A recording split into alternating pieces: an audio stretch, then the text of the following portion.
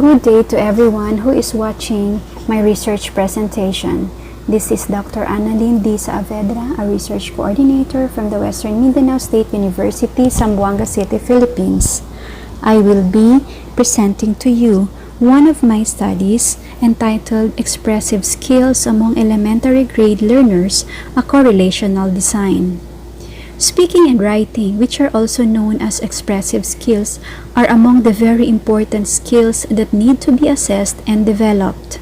In the present assessment of the different learning competencies in the elementary, learners are usually asked to recite orally, compose an essay based on what they have understood on the lessons, present a topic orally and in written form, and in many other forms of speaking and writing.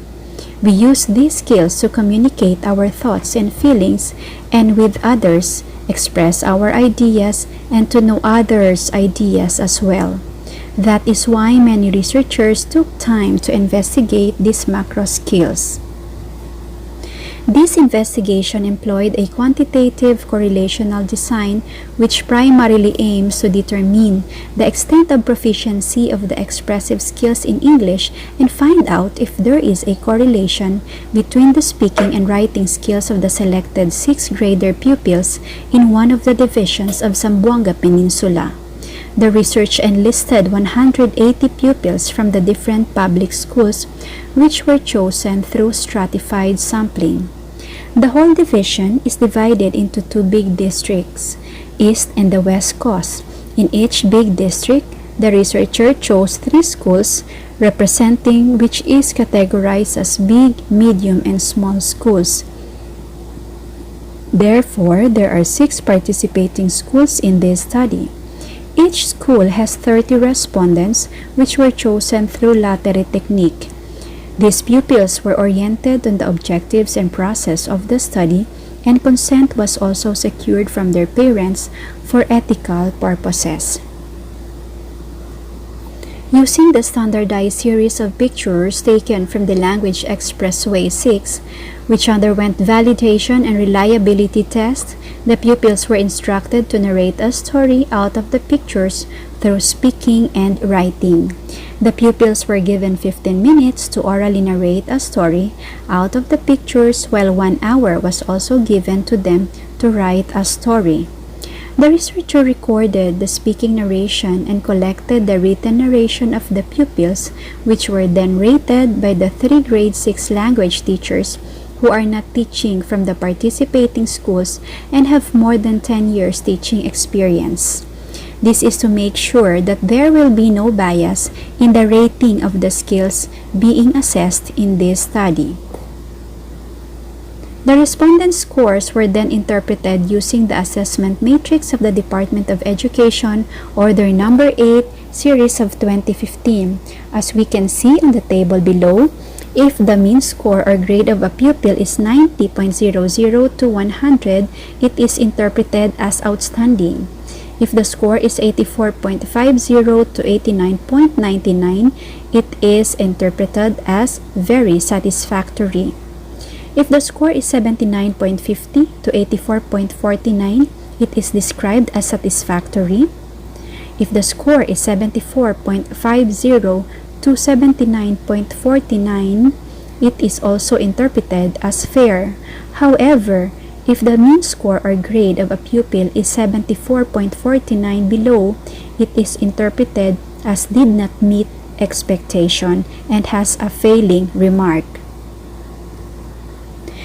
Based on the result of the study, the data revealed that the respondents' overall speaking level is 73.219, which means that the speaking level of the students did not meet the level that is expected to a grade 6 pupil in the Philippines.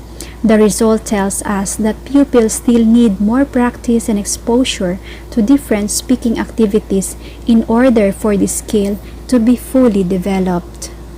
As we can see on Table 1.0, the speaking level of the grade 6 pupils, that the mean is 73.219 with a standard deviation of 2.108 and is interpreted as did not meet expectation. Almost the same result was noted in the study of Separa, Generales, and Medina 2019, wherein they found out that in terms of the pronunciation, majority of the respondents are also not sure if they do it properly when speaking in English. Meanwhile, more than 20% of them are good in pronunciation and only 17% consider themselves not good in pronunciation. Half of them also are not sure if they can consider themselves as fluent English speakers, while more than one-third claim they cannot speak English fluently. Repetition of unfamiliar words during conversations has also been the practice of majority of the students, while only about 20% of them are not sure about it. Meanwhile, the greatest number of students is unsure if they can pronounce multisyllabic words easily, with 41.72, while 4 out of 10 of them claim that they can easily pronounce words with more than 3 syllables. In the area of confidence, the greatest number of students, with 45%, admits that they are shy to speak in English most of the time, while only about 2 out of 10 of them are confident English speakers. Almost half of the respondents, having 48%, think that their knowledge of the English vocabulary is not enough to represent their ideas during conversations, while more than one-third of them are not sure about it.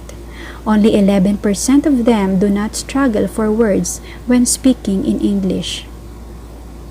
The greatest number of students, with 45%, is neither experiencing ease nor difficulty in asking questions in English, while almost 3 out of 10 of them admit that they can easily compose questions in English. Meanwhile, only 1 out of 4 of the respondents consider themselves proficient in asking questions. Majority of the students are unsure if they always speak grammatical English, while 2 out of 10 of them admit that they are not good in grammar. Also, only 12% of them are confident that they are good in grammar. On the other hand, it was also noted that their overall writing level is 67.867, which also means that the respondents' writing skills did not meet the standard level which is expected of a grade 6 pupil in the Philippines. They still lack the ability to transform their thoughts into series of words that tell stories. Table 2.0 shows the writing ability of the selected grade 6 pupils with the mean score of 67.867 and a standard deviation of 2.004. This result can be associated to the article of Eberly Center of Carnegie Mellon University, wherein they explain that writing is a complex intellectual task involving many component skills, some of which students may lack completely, some of which they may have only partially mastered. These skills involve, among other things, like reading comprehension, analytical skills, writing skills, including the writing mechanics such as the grammar, sentence structure, spelling, planning a writing strategy, communicating ideas clearly and concisely, constructing a reasoned, demonstrable argument, effective marshalling evidence, and using sources appropriately and organizing ideas effectively. When students lack skills in these areas, their writing may be unsatisfactory in multiple ways, from poor grammar and syntax to unclear organization to weak reasoning and arguments. Complicating matters is the fact that many students' reading skills are also poor. In addition, students often lack the metacognitive skills to recognize the areas in which their prior knowledge and skills are insufficient, and thus which skill they need to work to improve. In addition, based on the Pearson R value of 0.482, the study also disclosed that there is a positive moderate correlation between the respondents' speaking and writing skills. The result also manifests that when a respondent's score in the speaking test is low, the score in the written test is also low. Thus, the correlation between the two skills is positively significant. Therefore, the present study generally concludes that the expressive skills of the selected pupils are not yet developed because they did not meet the standard speaking and writing level which is expected to a 6th grader pupil in the Philippines. The study recommends to look into the components of speaking and writing where pupils are low and explore on the strategies that will truly cater to these skills that will be improve the expressive ability of the pupils. That ends my presentation. Thank you for watching.